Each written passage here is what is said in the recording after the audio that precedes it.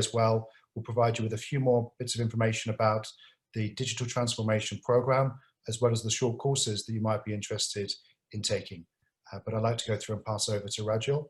The next 35 minutes are yours. Thank you, Roger. I really appreciate the opportunity to talk to everyone who's joined us today. Welcome. I'm not going to talk too much at the beginning with my video on. You'll probably see my screen because I have a few slides to share. It's not going to be a lot, and I'll go through them relatively quickly, and then we can have a time for Q&A. But what I would ask is that if you do have questions, even as I'm speaking, please feel free to put them into the Q&A icon on the screen. You should easily be able to type in a question there, and if I don't see it, someone will point it out to me, and we can try and answer it either immediately or hold it off until later. Digital business strategy and transformation. Why would this be an important program at the moment? Now, the number of people that are interested in this sort of topic shows that this is something that is fundamentally happening across the world to all industries at the moment, and has been happening for over a decade now, but in a variety of different ways. So this foundational course that I'll be presenting for the MSc is really a summary of all the changes that are happening and some of the key domains in which businesses can take action and make changes which would allow them to be sustainably profitable into the future. So to start off with, I'll just go a little briefly into the main learning outcomes of this program, and those are describing the impact of digital technology on business and commerce today, and we'll do a lot of that in this session as well. Appraise the changes being experienced by various industries and sectors. I'll highlight a few examples today, but there'll be more examples and more work to be done in the full program. Identify changes in customer expectations and engagement with products, as well as businesses, and formulate potential approaches to dealing with these, and integrate digital business insights into their approach and their business. I'm just going to try and change this, the layout of my screen here. Okay, so why is this important right now? I mean, technology has been changing for a very long time. It's not like, you know, we didn't have, from the wheel and fire, things have been changing and improving. The challenge for us today is that the changes are exponential, in that changes that used to happen over decades or sometimes even generations are now happening within a year and within months and sometimes within weeks. And you can see that by the speed of new technologies becoming used by a range of people within a very short space of time. So why is this possible?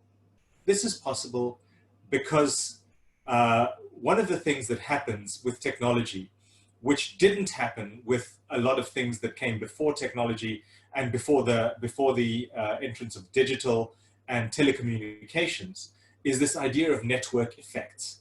Network effects suggest that the more people use a specific product or service, the more useful it becomes for all the people using that product or service. And therefore, it becomes more desirable for even more people to join into that service and join that network. I mean, this happened as long ago as when the telephone was invented. For example, when, you know, if you have 4 people who have telephones, then there are only 4 people you can contact. So it's not as useful. But you start having 400, 4,000, 40,000 people, and then it becomes far more useful, that technology. And the bigger that technology grows and spreads, the faster it has the opportunity to spread by the very nature of the usefulness of that technology. We also have instantaneous communication. We can get any information that we want just about at any time. And I think some of us may be aware at how scarily easy it is for people to access almost any information about us on the internet or via other means very easily. And they can use that for nefarious purposes, but also for marketing, which may or may not be a good thing, and for a variety of other uses. It is also in the nature of digital goods themselves, when we talk about the full scope of digital technology, that digital goods can be sold over and over again without any further manufacturing requirement from the first instance, right? So you can create a piece of software, and whether you sell 10 or whether you sell 1,000 of those pieces of software, that piece of software never leaves your hands. It is for these three reasons and a few others that we'll talk about at a later date that digital change is happening exponentially rather than in a linear fashion as it used to a few decades and centuries ago. So what does that look like in reality? We can look at this by looking at the amount of time that a specific technology took to reach 50 million users. The airplane took 68 years to reach 50 million users. That is 50 million people flying commercially. The telephone took 50 years. The radio took 38 years. That happened later. A couple of decades after that, the credit card took 28 years to reach a user base of 50 million. And then things just started getting faster. The ATM took 18, the TV took 13, and WeChat, which is what's used a lot in China, took a year. And as you see from the slide in the picture in the corner, Pokemon Go, a virtual game that cost absolutely nothing, but is bringing in huge revenues for its creators, took 19 days to reach 50 million users. With 50 million users, you basically have access to the whole world. And once you've got that amount of users, you just expand even more quickly and more exponentially. So an example that I'd like to talk about just a little bit more is the example of Fortnite. I don't know if many of you have seen this game. I myself don't play it. I don't know, I know a few people that do, and it seems like a lot of fun. It's a game where you get dropped onto an island and you fight amongst people to achieve a goal. And you join into teams with your friends and so on. Now, this game launched in 2017 and now has 200 million players. But the interesting thing to note that it is a free-to-play game that has $2 billion in revenue. To the point that a game like this has changed the way sport is now seen. In 2019, the Tour de France was won by a Colombian rider. The Tour de France is a cycling event that is seen as the pinnacle of that sport and one of the greatest pinnacles of any sport. It takes 3 weeks and a lot of hard effort and training to become a competitor, to say nothing for becoming a winner. That winner received a pay package of 500,000 euros, so say about 560 million US dollars. In that same year, last year, about a month after that, Fortnite had its first esports tournament, and the winner, a 16-year-old whose name was Kyle Gierstoff, who nobody's ever heard of, that I hadn't heard of, I'm sure many people have, won the first ever Fortnite World Cup and $3 million in prize money. The runner-up was a young 16-year-old from the UK, whose mother admitted that she had stopped her son from trying to play this game.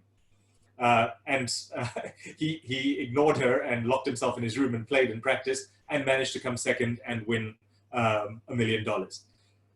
So the world has changed in a way that most of us have not even expected it to change.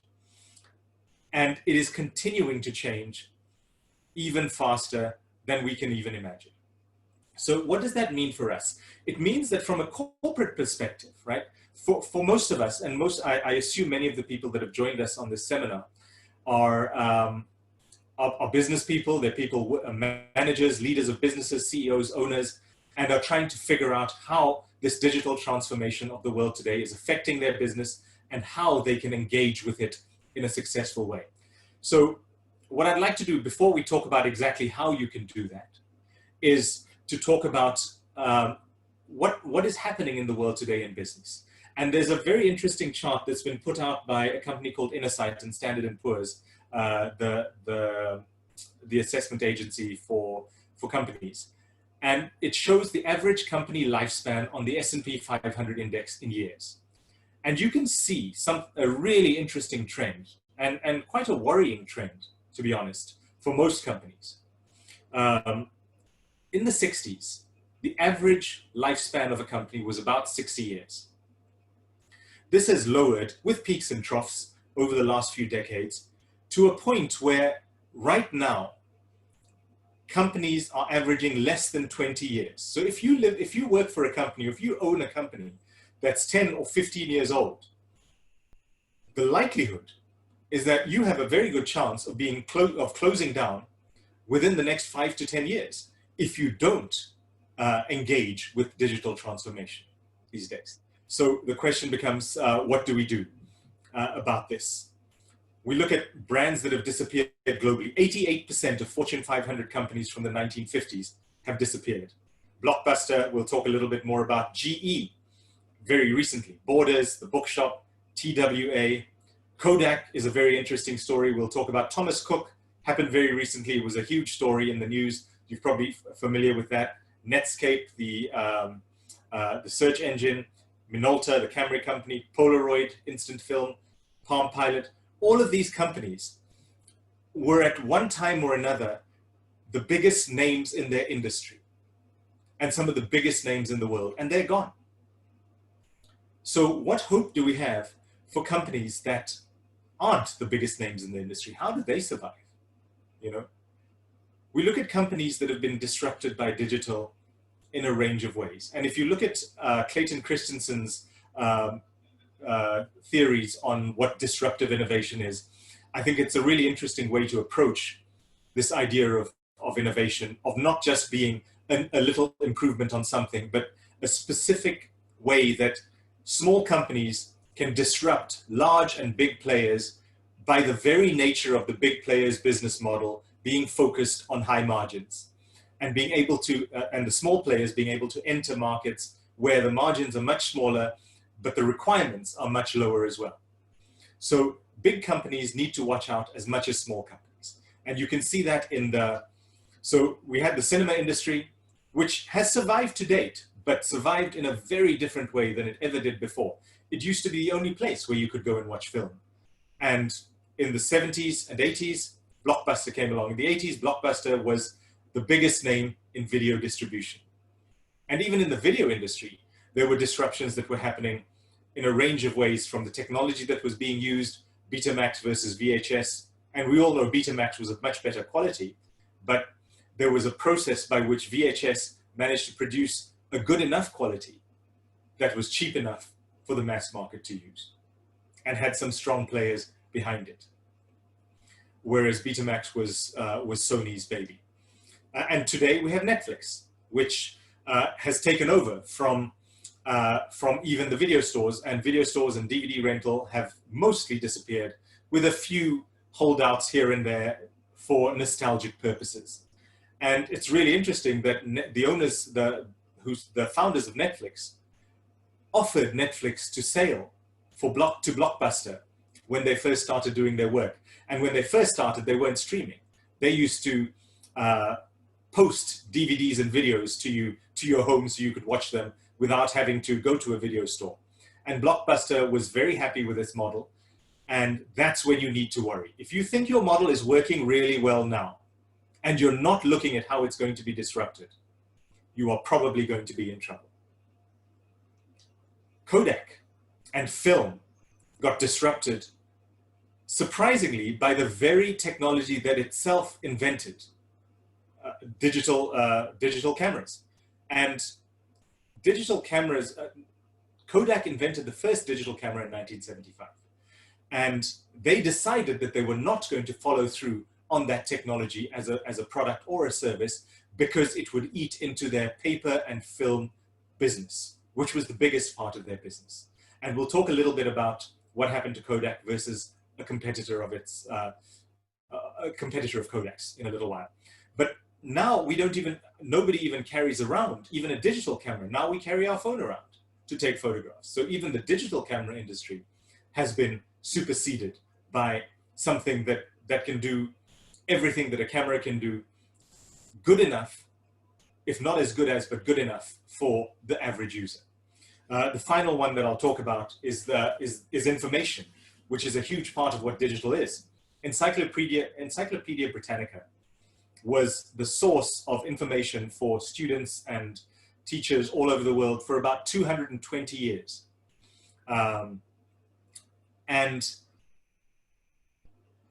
then Microsoft decided to create a digital version of an encyclopedia that it could sell for money, and it created Encarta. And they spent hundreds of millions getting people together, creating this, and at the same time, there was a group of volunteers that got together to create a free encyclopedia. And we all know which beat which, because these days, nobody uses Encarta, but everybody uses Wikipedia, right? And Wikipedia is an amazing instrument because it is created for free. It is managed and reviewed and edited for free by volunteers around the world who do this in their own time for no money. Whereas Microsoft's Encarta, which they paid the biggest experts huge amounts of money to do, failed completely. The interesting point in the encyclopedia business is that Britannica is still alive and still very successful, although it no longer makes encyclopedias in the way it used to. It stopped printing its last physical encyclopedia, I think in 2011, when it produced its last 32-volume Encyclopedia Britannica. And by that point, the encyclopedia book business had become less than 1% of its revenue because it had moved online. It had started creating services for teachers and students. And if you go to Britannica.com now, it provides a whole range of information services that have superseded the work that it did as an encyclopedia. So if we look at Kodak versus its competitor Fujifilm, an American company which was the name for film and the name for color film in terms of Kodachrome for generations. I mean, it was started in 1888. And it invented the first digital camera. The people that invented it within the company asked for it to be produced and sold and marketed. The then leadership decided it wasn't worth it for them to do that. So they decided to hold it back and not do it. And by the time they decided to take advantage of it, it was too late. And by 2011, Kodak declared bankruptcy and was gone. One of the biggest companies in that industry. Fujifilm, the Japanese version of Kodak, and it was the Japanese version of Kodak because in fact, they were doing the same sort of licensing in Asia that Kodak was doing globally. And they had carved up the world between themselves.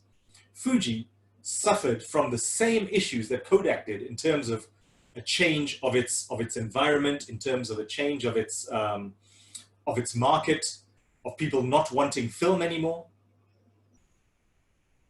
But as you'll probably know, Fuji didn't just die and disappear. In 2006, their leadership started thinking about what does it mean if film is no longer being used? What does it mean for us as a company? What is it that we're good at that we can keep using if we can no longer do film? And some of you may know this, but Fuji shifted from Fujifilm, and it keeps its film division because it believes very strongly that they want to stick to their roots. But even that is a very small part of their business now, because the biggest part of their business is cosmetics. The brand Asterlift, which is created and owned by Fujifilm, and the company is still called Fujifilm, was introduced into Thailand in about 2011 after being a huge success in Japan. Now, how does a company go from being a photography and film company to being a beauty and cosmetic company? What they realized was that the technology that they had that they used to keep their film clear and their color bright and their paper preserved could be used with some shifts to work on preserving and making skin more beautiful. In fact, the antioxidants that were used in the film to keep the color bright are the same antioxidants that are used now in their cosmetics, which are copyrighted and patented technologies that they use to help people have better skin. So they used 3 or 4 of these core technologies, and they were able to shift and become a successful company in a completely different industry. So I would ask you, as you think about these, how might you be shifting, and how might you need to shift, right, in your industry? So let's look at the faces of digital disruption, and what are the technologies, what are the broad areas of technology that you might be facing in terms of what's happening in the world today. You're probably familiar with all of these. Artificial intelligence, this is the symbol for Siri, but Alexa, and there are several others that can listen and take voice commands and respond. There are chatbots that are becoming far more human-like in their responsiveness. Google introduced one of their assistants that was able to make hairdressing appointments for its customers, and the hairdresser was not able to tell that it was an artificial intelligence phoning to make the appointment. So artificial intelligence is something to watch out for.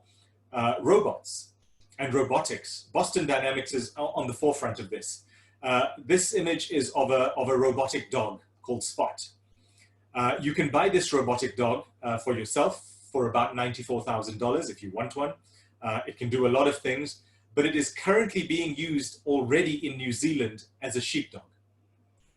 And it's doing quite well. The Internet of Things, which is something that is going to overtake us even more rapidly than most, because everything in the world that can be connected to technology is likely to be connected to technology. Not because it is always necessarily useful for us as consumers, but because it allows companies and businesses to take advantage of the data that these things provide. So that's something to keep an eye out for. Additive manufacturing. Additive manufacturing, which is what the professionals and the experts call it, in simple terms, 3D printing, right? It used to be that 3D printers were very expensive and only accessible to the few big companies that could afford to have them to make a few things that were essential for them. But these days, you can buy a 3D printer for your home for under $1,000. And not only can you print things like prosthetic limbs, as you can see in the picture, but also if you have the right ingredients, you can print medication, you can print models of buildings, you can print toys, you can print a whole range of items that you could use in your home without having to leave your house to buy anything, or to even buy those products from anybody else. And a lot of the plans for these items are available freely on the internet. Augmented reality, which I mentioned Pokemon Go, but you can use it to find your way through a city that you've never been to before, and figure your way around how to get around a building, or how to do certain things by just holding your camera in front of it and getting your instructions, for example, for an IKEA product. Virtual reality is being used, so augmented and virtual reality. Virtual reality is being used in the medical field a lot for people to get back into, for dealing with post-traumatic stress disorder, for example, where Army veterans and people with PTSD are being, have therapy, virtual therapy conducted for them through these virtual tools, that they can then explore the experiences that they had and how to recover through this. And finally, the one other thing that I wanted to mention is big data.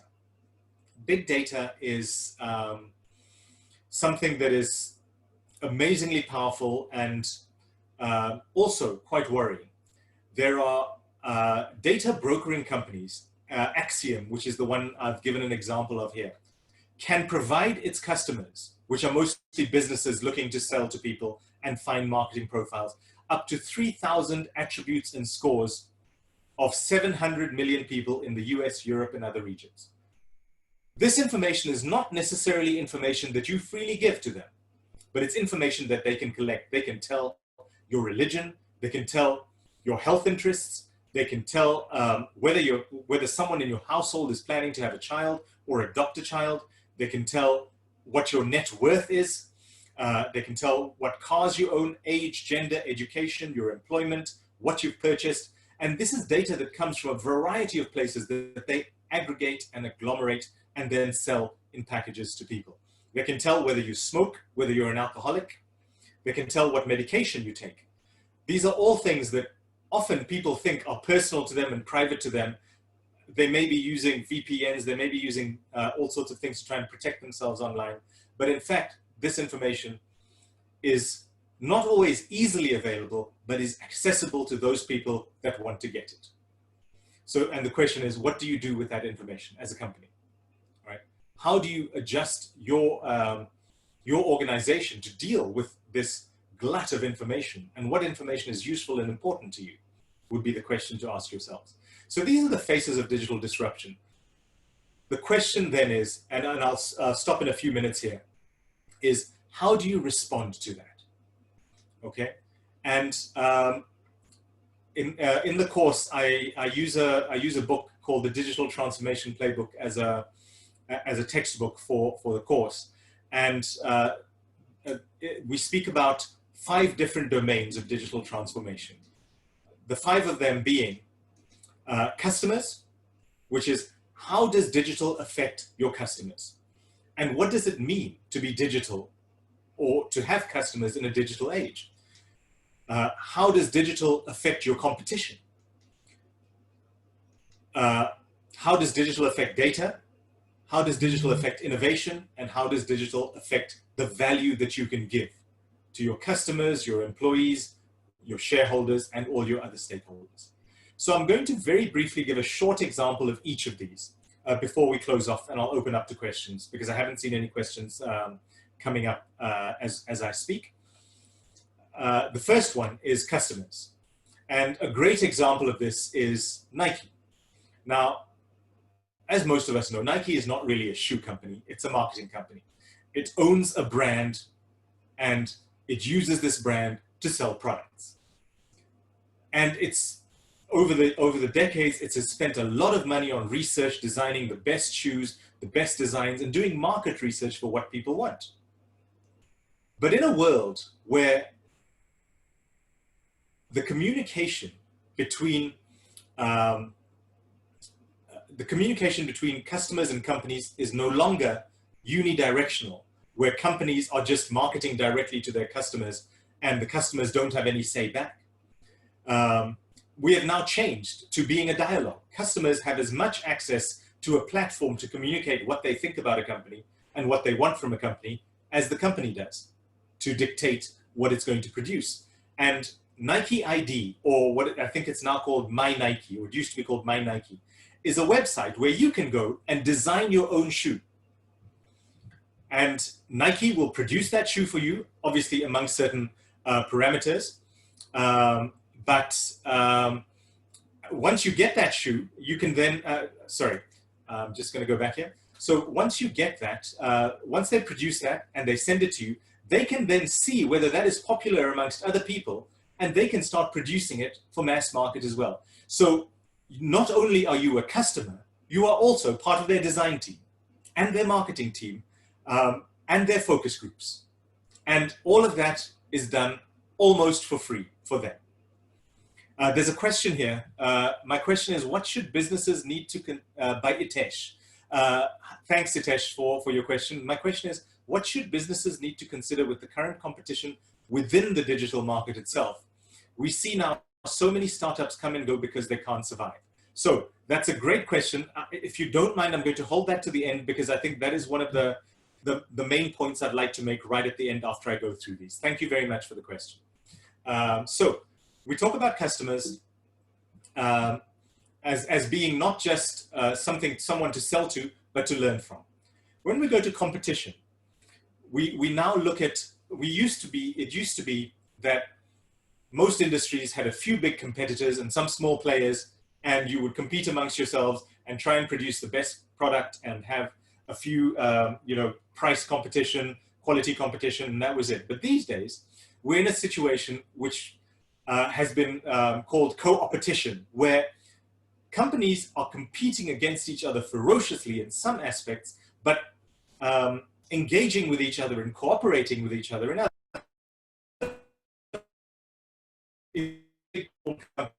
And I'll talk about this in quite a bit more detail on the course itself. But if you look at Apple, Google, Amazon, Facebook, Samsung, these companies, on the face of it, may look like competitors. But in fact, they are not just competitors. They are also supporters, suppliers, cooperators in a whole environment of sales and marketing.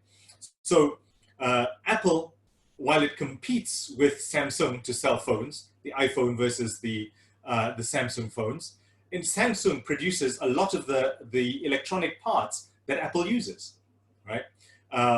Google is still, while it is competing against Facebook, Facebook is trying to become one of the biggest provider of videos. Google is using YouTube, but at the same time, they're cooperating on a whole bunch of search products. Apple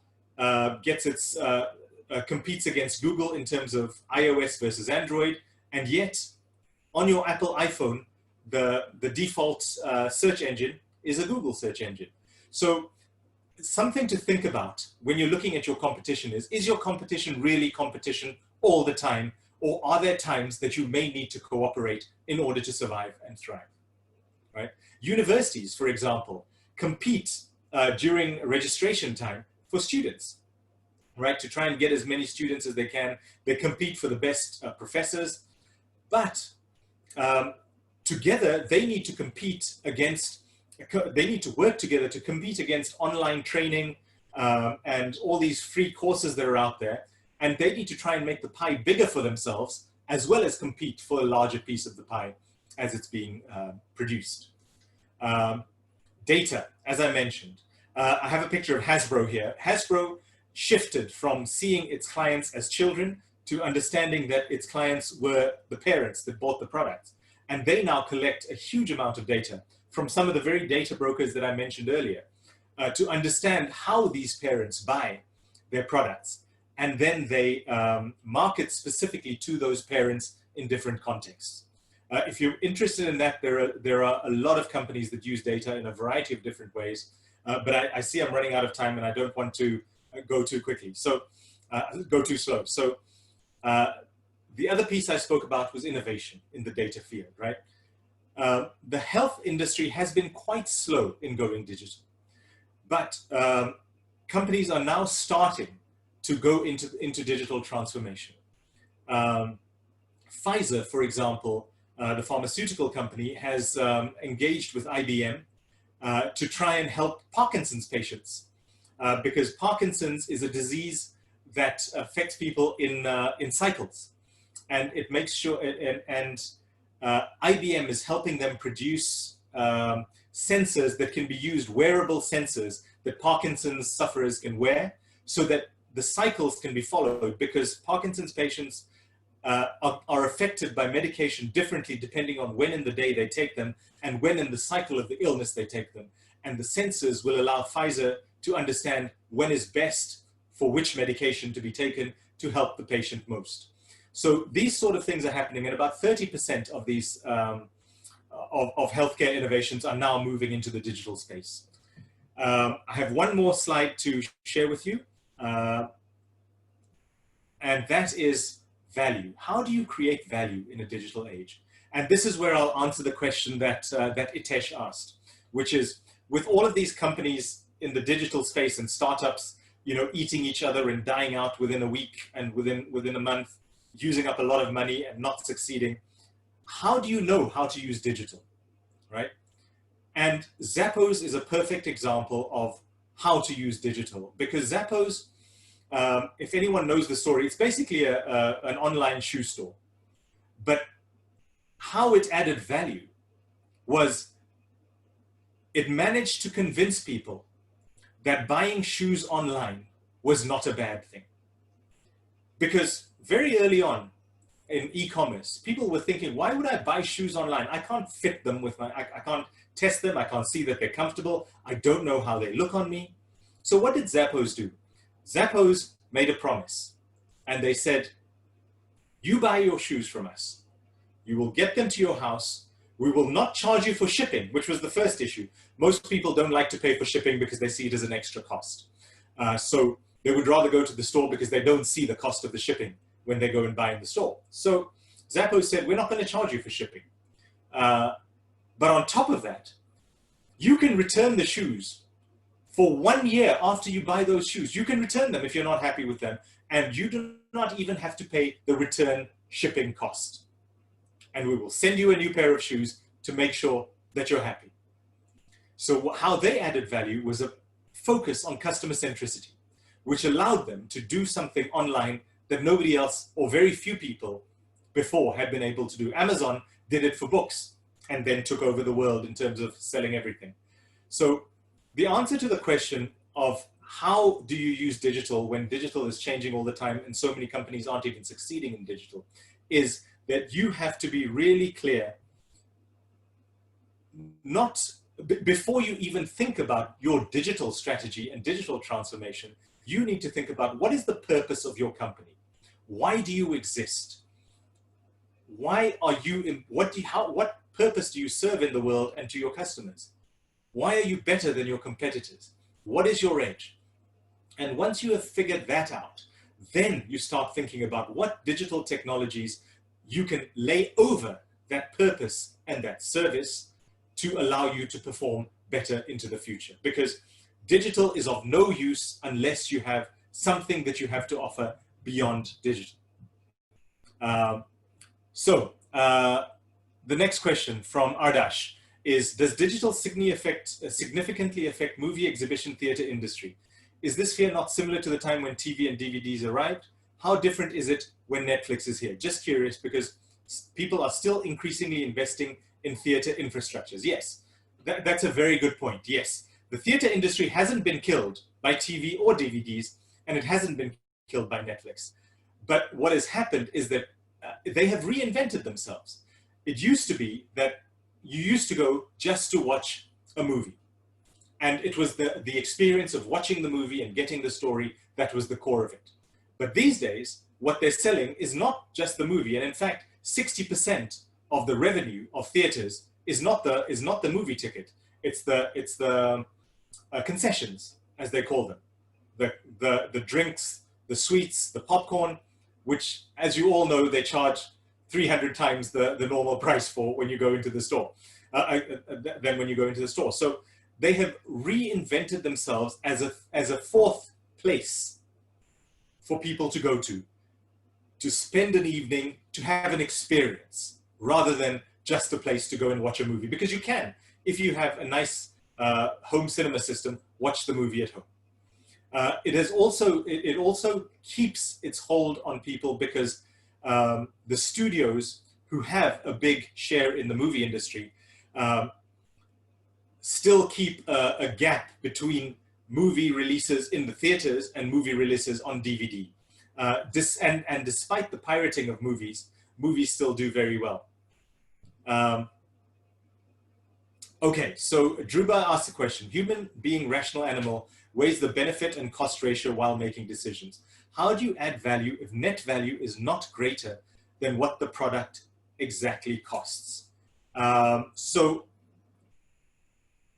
how do you add values if net value is not greater than, okay, so I think the question there is, and you mentioned human beings being rational animals.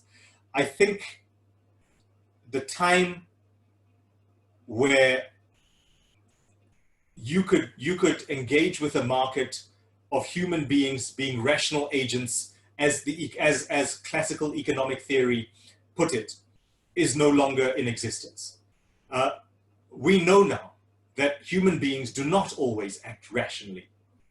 And behavioral economics and behavioral finance has grown rapidly. So if you're interested in looking at the shift between our understanding of human beings as rational agents versus human beings as emotional agents, look into books like Daniel Kahneman's Thinking Fast and Slow, and Dan Pink, and a few others. There's some very interesting books. But so let me talk about the issue of value here. The issue of value is not just about the product that you have in your hand. How is it that you know, a phone that has almost identical components and parts,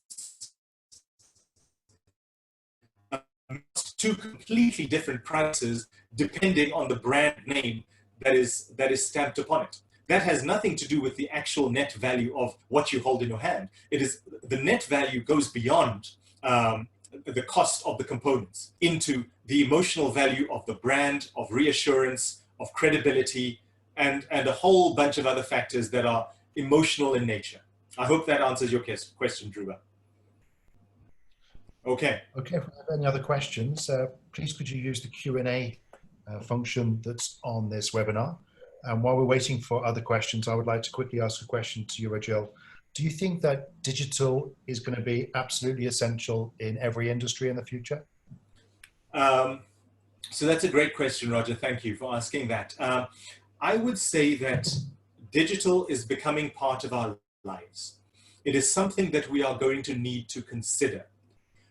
Whether you choose to use digital, whether you choose to use AI or robots or you know, any of the other aspects of digital, big data, or not, is not as important as understanding your place in the digital world.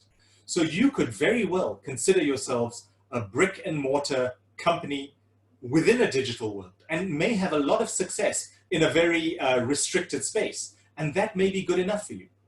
You know, there are companies that, for example, there are restaurants that it used to be that people would go in and take photographs of food and so on, and some chefs got really upset with it, that they now ban Instagramming their food before it's eaten. And they've gone offline in terms of selling and marketing their food. But they already have a good brand in other ways, and they use other techniques to build their brand. So I would say that while digital is essential to be aware of, and it's essential to understand, it is not essential to be successful as a business, depending on the business that you're in. I hope that answers your question. Thank you very much. Okay, we have about 5 or 10 minutes to go, and I'd like to encourage anybody else.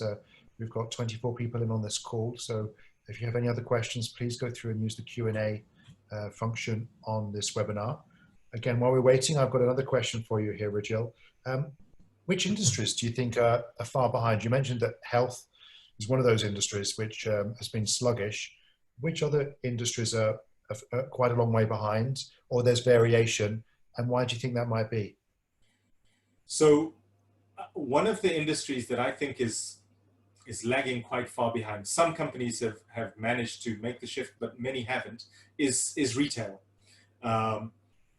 And you will see companies like Sears that are now on the verge of collapse. I mean, they used to be the biggest retail company in the US and in the 80s, and they're now down to about 145 stores and are on the verge of filing for bankruptcy.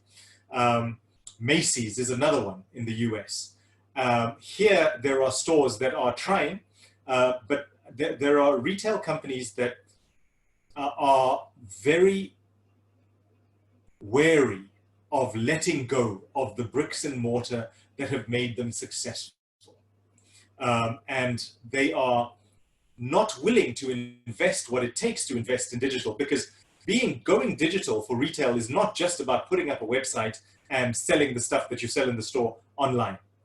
It is a completely different experience, and you need to invest the money if you want to have success. And you may not see that success immediately.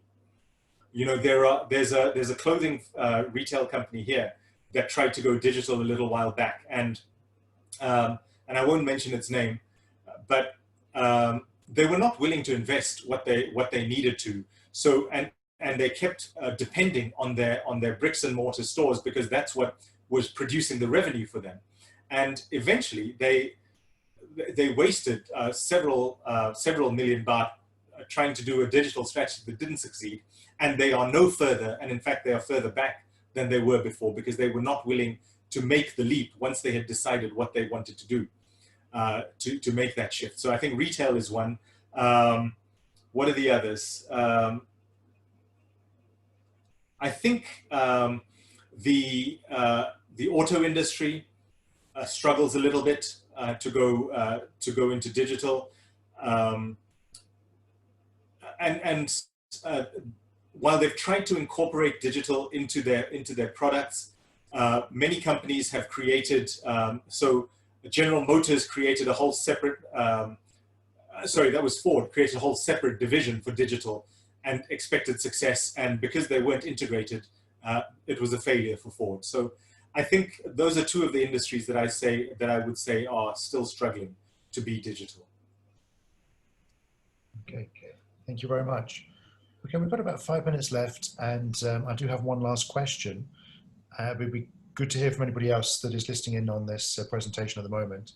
But do you think it's possible to have a step-by-step guide or process to developing digital transformation strategies?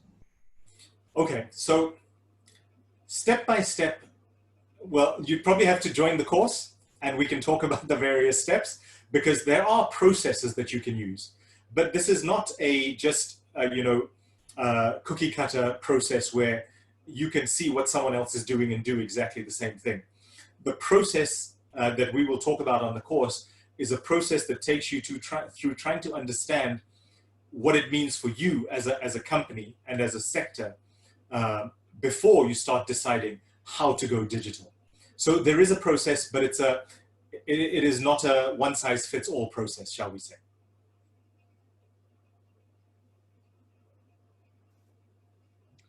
Okay, Rachel, there are other questions, 2 other questions in the Q&A box.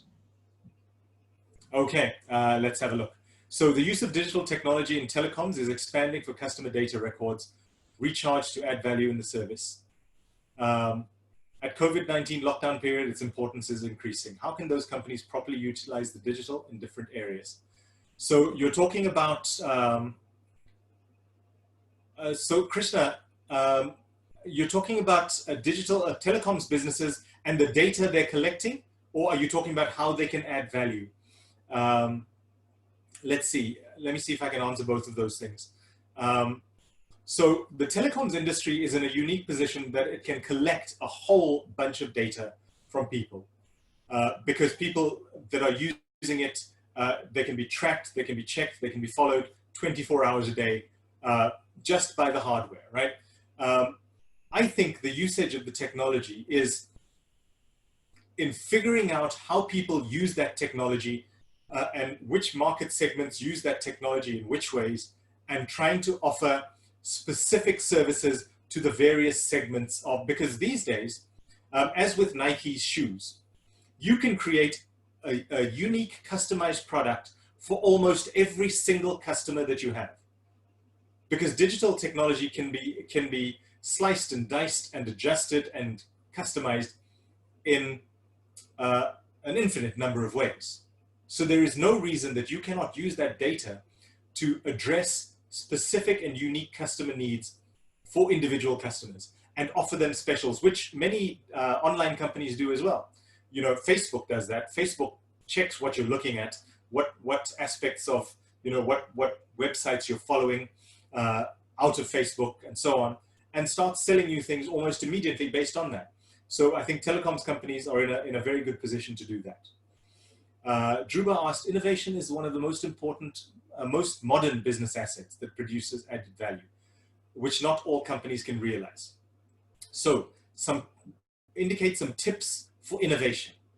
So innovation is a topic on its own, and there are great courses on that, and AIT has a couple of courses on innovation that you might want to look at. But what I would say is that one of the most important things about innovation today is about understanding that we no longer live in a simple or even complicated world where the answers were easy to find through technical skill.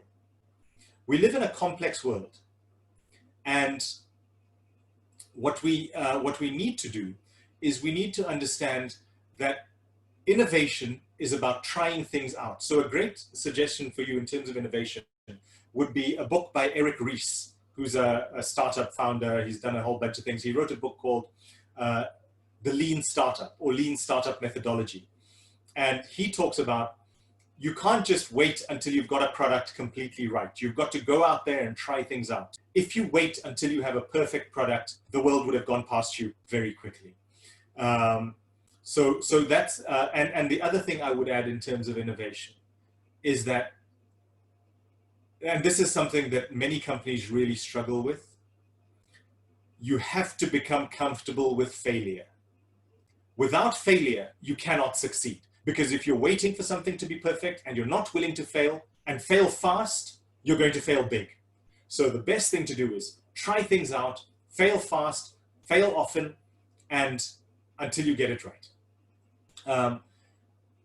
And that's one approach to doing things. I would say, so being comfortable with failure and, trying things out and sensing and responding to the environment, I would say. With many new, Ningpo asks, with many new transformations in technology, what are the threats you see for telecoms operators?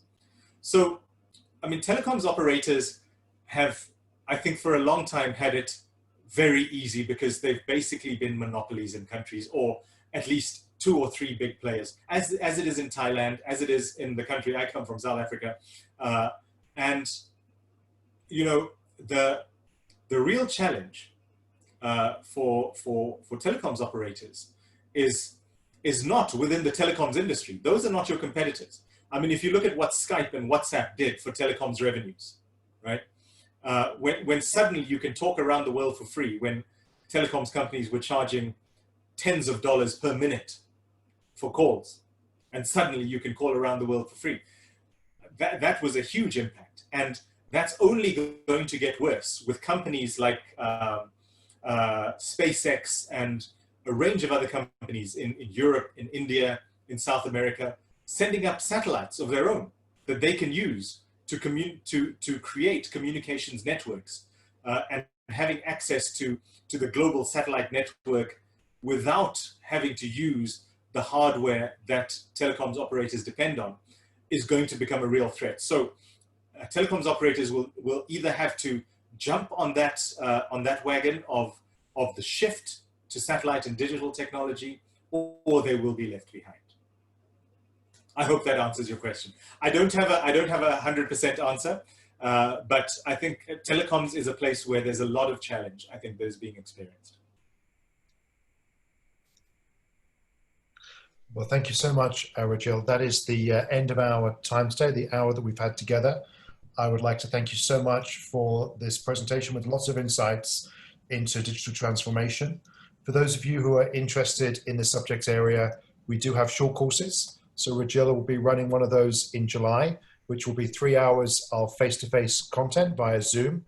Then there'll be around about 4, 5, 6 hours of online content, and the remainder of the course will be self-directed activities that you can complete. And that's starting in about 10 or 11 days time. And that's running with Rajil. We have another 9 or 10 courses which relate to digital transformation, such as big data analytics and fintech and agile thinking. If you're interested in any of those subject areas, please write to the addresses that we've put into the chat box today. And if you want to hear more about the program that we've been talking about in digital transformation, which is the MSc, then please take a look at the link. There's a Zoom link, and we are starting at 8:15 Bangkok time. So that's about 18 minutes time. And we're talking about that particular program. So you can either join short courses, which will be over these times that we're talking about in July, August, September, October for the next 12 months. If you're interested in the program, that actually starts, formally it starts in August, where we have these short courses that people like Rajil will be running, and we're very happy to go through and provide you with more details. But for now, let's go through and thank Rajil for his time this evening. I know that he's doing a lot of teaching at the moment with the corporates in different parts of Asia. So we're very lucky that he's been able to provide us with this hour of his time and his expertise. If we were in the class with you, I'd give you a round of applause. We'll have to give you a silent round of applause Thank you so much, and I hope to see you and other people on other courses via this particular platform in the coming weeks and months. Thank you very much. It's been a pleasure. Thank you very much, Roger. Thanks for letting me do this. Thanks everybody else. Take care. Bye-bye. Good evening. Bye. Thank you.